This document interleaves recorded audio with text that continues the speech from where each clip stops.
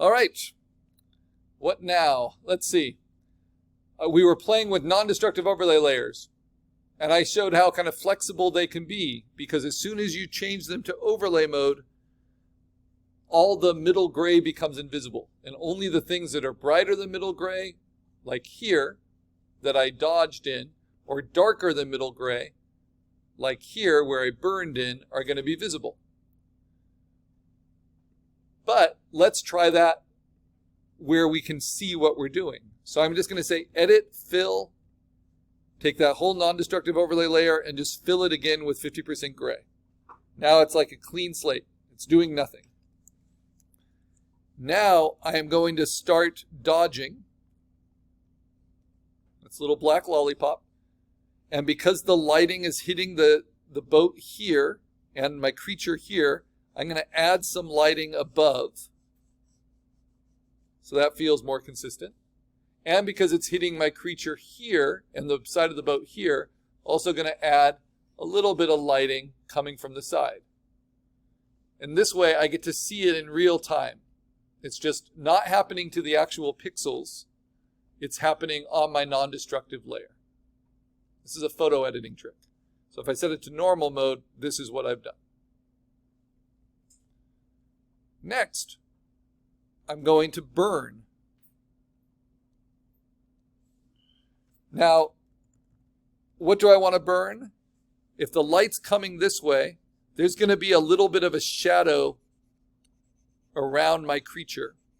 But notice how I burn, it's burning my creature and the shadow around my creature, right? So how do I make it so that it doesn't burn the tail, but burns the shadow behind the tail? What I can do is move my non-destructive overlay layer underneath my creature. Does that make sense? So here, it's on top of my creature. Here, it's behind my creature. So now, when I burn the shadow underneath my creature, it's not going to also burn my creature. So I'm going to burn directly underneath. And it's making some difference. You can see that that grass is getting kind of oranger and darker. But it's not having a lot of difference where I really want it to have, which is right where the feet of my creature touch this plank. And that's because that plank, this is what it looked like without, is pretty bright. That's in highlight rather than in midtones. So even burning the midtones as much as I can, turning them basically to black on my non-destructive overlay layer, isn't going to get the job done. So what more can I do? So if that's the case, because the non-destructive overlay layer has its limits, because you're only working with middle gray, what you're going to do is internally composite a shadow. So now I go to this layer where I want the shadow, and I don't burn that layer. Instead, I lasso out this plank, the thing I want to be able to put a shadow on. And I internally composite it. What does that mean? It means I duplicate it as a new layer asset. So Command J. Now, I can burn it, and it will be limited to just the plank. Right? But as you burn, especially from something as bright as a highlight into something as dark as a shadow, it's often going to super saturate those pixels. So it's bringing out the color. So now I can go to Sponge Tool, which is another thing I can't use on a non-destructive layer because that's just gray pixels, right? And I'm going to desaturate with the Sponge Tool, take that down, right? And knowing the full time that I'm not hurting the pixels underneath, I'm adding to them. I can also just simply do adjustment layers or direct adjustments to this layer, which is now just the plank. And I can darken it with levels. I can limit its highlights. I can put it in shadow. And then I can blend it just like I've done in other compositing with a soft eraser get rid of the hard edge, and then blend it in at the corners.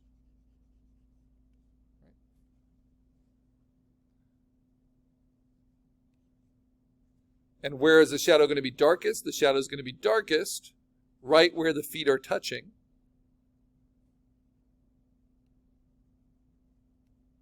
So it'll be a little bit lighter between the feet. And then it's going to soften out the further away it gets from them.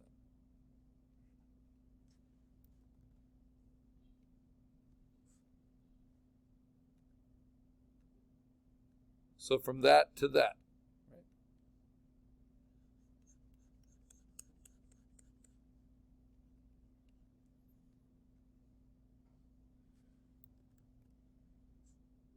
And with that and a mixture of your non-destructive overlay layer, that should give you a pretty good control of your shadows. Another way that some people like to do it is don't internally composite at all.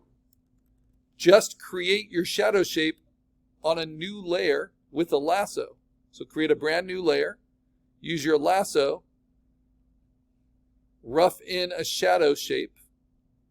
This is especially good for really strong shadows. So I'm going to add shadow shapes here and here. Fill those, edit fill with middle gray, just like a non-destructive overlay layer. Right? They look so dark just because the non-destructive overlay layer is above them, but I can actually move this above the non-destructive overlay layer. All right.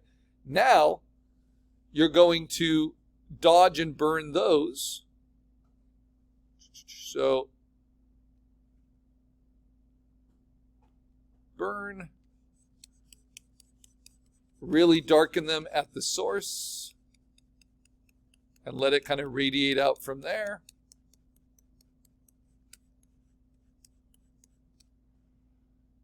And then I'm going to soften the edges by using my magic wand and then select and mask. And this time, instead of a subtle feather, I'm going to make it a pretty big feather, like a 5 pixel, 6 pixel feather. And then delete, delete, delete, delete, delete. That softens that hard edge. Right?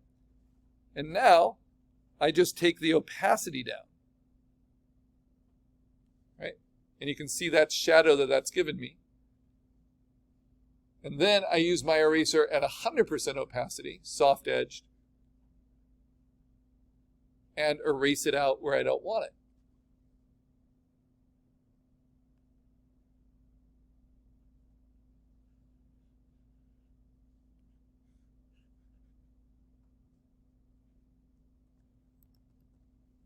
So that's what that can do.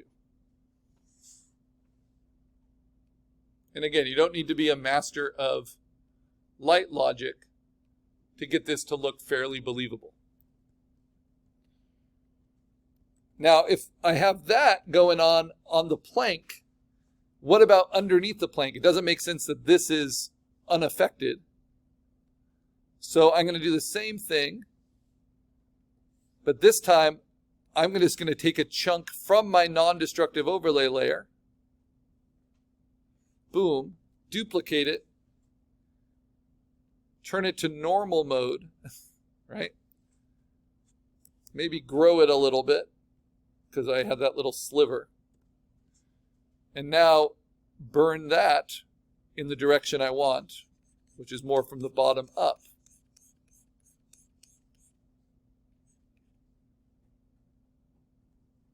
And then play with its opacity till it feels right, and then erase out from where I don't need it.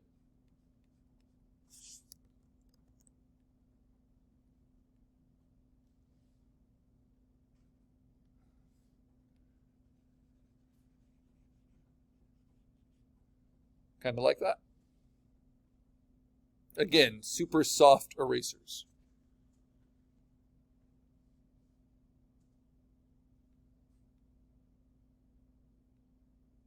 Maybe take that opacity down a little bit more.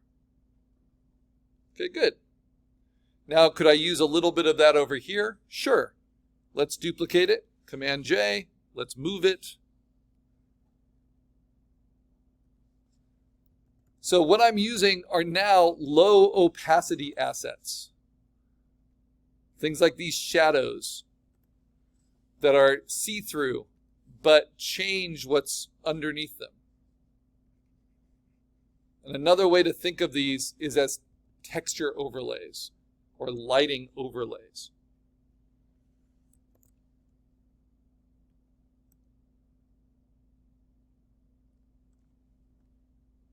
There we go. Yeah, that's a little bit more interesting now.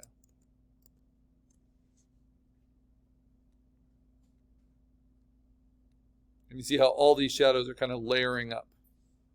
I'm going to go at really low opacity and just add a little bit of complexity to this shadow because it's not like a super smooth surface. The wood has variations in it.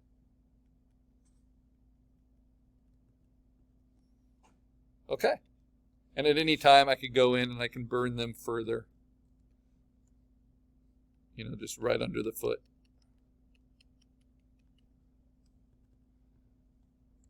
All right, good. So I've got now that lighting direction. Now what about on the creature itself? Because I haven't changed the lighting direction on the creature at all. I've just done direct adjustments. So now I'm going to make a duplicate of my creature. Then I am going to select all the empty space around my creature. I'm actually going to have contiguous turned off, so in case there's any undercuts, they get selected. Now that it's selected everything except my creature pixels. This is on a duplicate. Then I say select the inverse. So now it's only selecting the shape of my creature. Then I say edit fill with middle gray. Then I can hit Command D to deselect, and I change this to overlay mode. And I mark this as gray because this is my second non-destructive overlay layer. This time it's for the creature itself. And it will limit how I can dodge and burn. So let's start with burning. Is there anywhere that my creature shouldn't have as much light? Like maybe not on this foot, because if light's coming from above, this arm is blocking it. Right? Maybe not quite so much on the chest,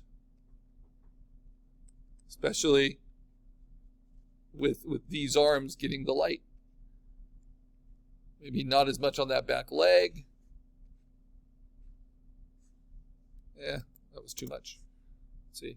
Maybe not quite so much on the bottom of the ruff there, or the bottom of the eye, or in the mouth itself. So, what does that look like? At normal mode, it looks like this. But at overlay mode, it changes the pixels underneath. Then I can do the same thing with dodge. And I can decide, with a slightly more targeted brush, this will only affect my creature, because that's the shape of the overlay layer. Where do I want it to be a little bit brighter? Maybe at the top of the eye, going into the beak. Maybe a little bit on this side of the neck. Maybe a little bit on the outside of the arm and the hand. And this flat facing part of the hand. Maybe the underside of the tail is a little too dark. I bring a little reflected light into that.